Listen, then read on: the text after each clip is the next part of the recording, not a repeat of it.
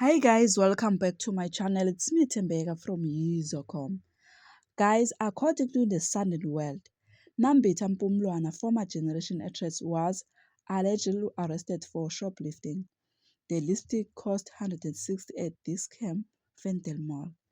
The anonymous cop who was arrested, Nambita, said they received a call from the management of this camp, where Nambita was arrested, and she was taken to Randburg police station. Later, they released her with a bail of 1,000. All that happened on the 20th of March 2025, and the case postponed for 2 May 2025. Pumlana confirmed that she was arrested, but it was a misunderstanding. She never stole that lipstick. Guys, I also agrees when she said it was a misunderstanding. She can't store such an item. That cost that amount, guys. No, no, no. No. Angvume, guys.